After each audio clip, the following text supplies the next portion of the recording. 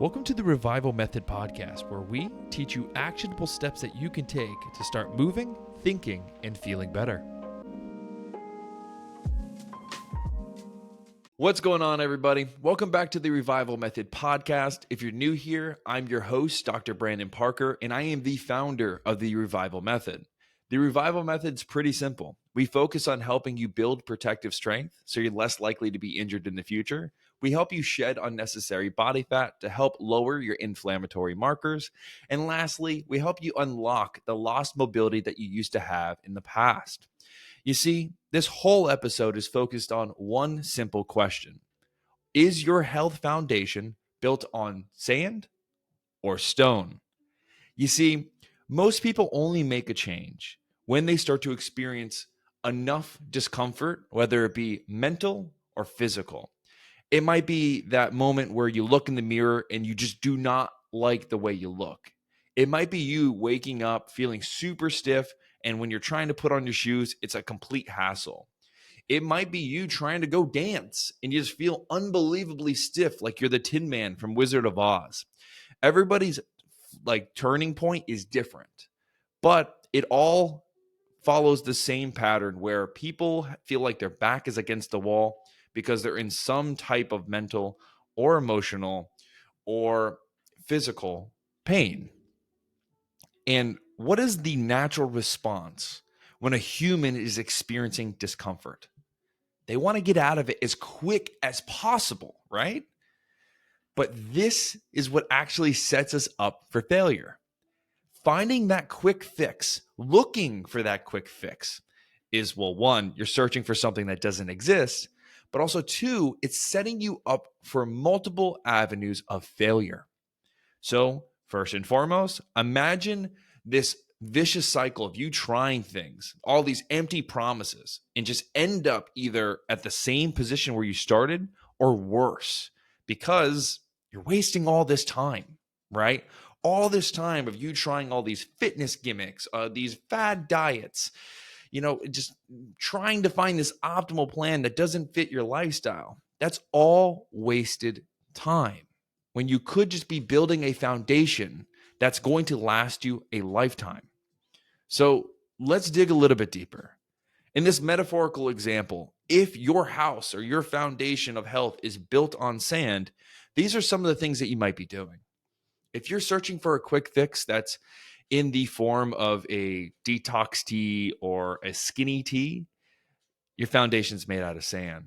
Because if you're relying on this, I call it diarrhea water, to help you improve your nutrition, there's other things that you're clearly neglecting.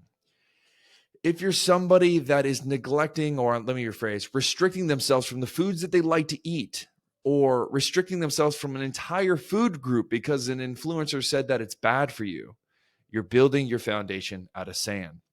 If you are creating an optimal program that doesn't fit for how life is going to throw you curveballs, it doesn't allow you to go out to eat with your loved ones, you are building your foundation on sand.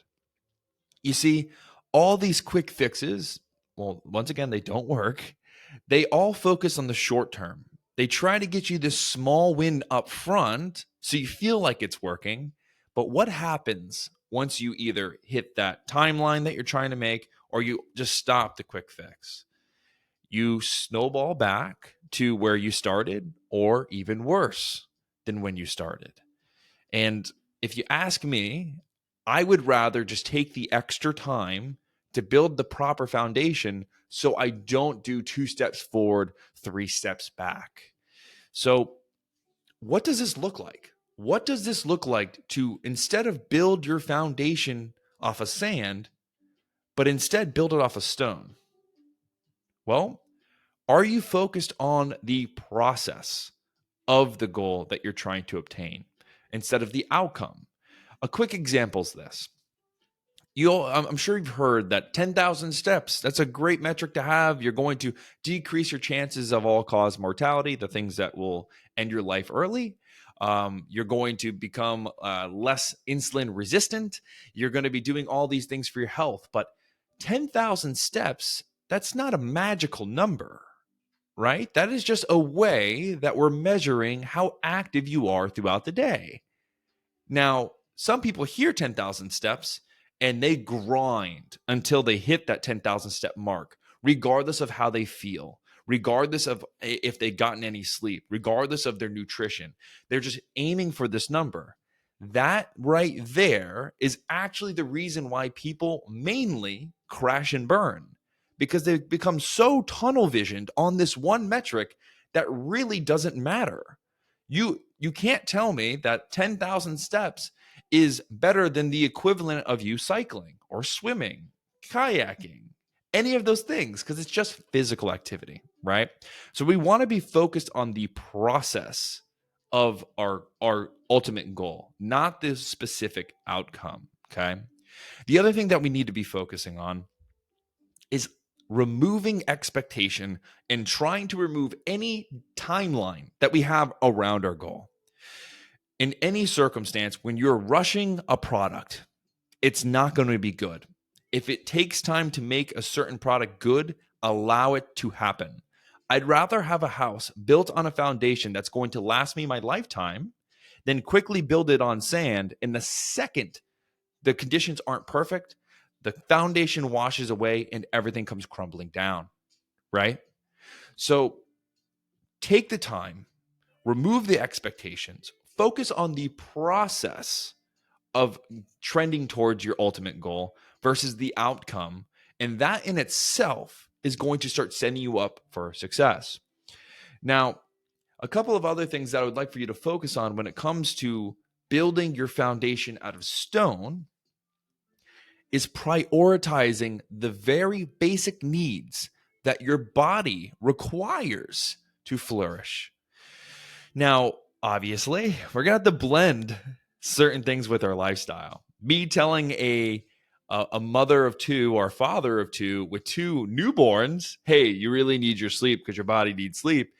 It's terrible advice. I think we all know that we all need our sleep, and to tell somebody that's already sleep deprived and trying to console two kids that they need more sleep probably will result in a backhand. But what I'm saying is we know we need sleep. We know we need to keep our stress to a level that it's not detrimental, right? We need to be prioritizing foods that are anti-inflammatory in nature and gives us the proper fuel that we need to do the things that we want to do. So we have to understand that, keep that in the forefront of our mind, and then allow ourselves to be flexible enough to understand that some things aren't going to be optimal, right? A lot of people have this all or nothing mentality where the second things go wrong, they'll just have to restart and they pick an arbitrary date in the future. I'll start again on Monday. I'll start again at the top of the month. New Year's is around the corner. I'll start then. But these are just arbitrary times that you're putting in your head that you keep pushing this date off, right? Instead of sitting there and asking yourself, why do you need to be perfect? I want you to take a second. Think about somebody that's in your life or perhaps an idol that you have, and really think about what they are doing to achieve what you want to achieve. Like, for example, if I were to think about somebody that has the ideal picture health, I want to look at what they're doing. And I can guarantee you that the activities that they are doing is far from optimal, far from perfect. But the one thing that you will see is they are consistent. Because at the end of the day, a million roads lead to Rome. There's a million ways for you to reach your goal. And being perfect isn't one of those ways. Consistent is the way. What if I gave you a road it was the shortest road that led you directly to Rome, and you were right at the fork, but you actually didn't walk. You just stood at the forefront of the road, at the start of the road. Are you going to get to Rome? No. You have to consistently take a step after a step after a step to get to your destination. You can have the perfect road, the shortest road to Rome, and everyone will beat you to Rome if you don't stay consistent with you heading down the path that you have chosen.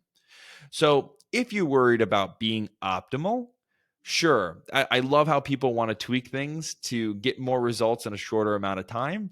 but that can't come at the sacrifice of being consistent. Consistency will always beat perfection and being optimal.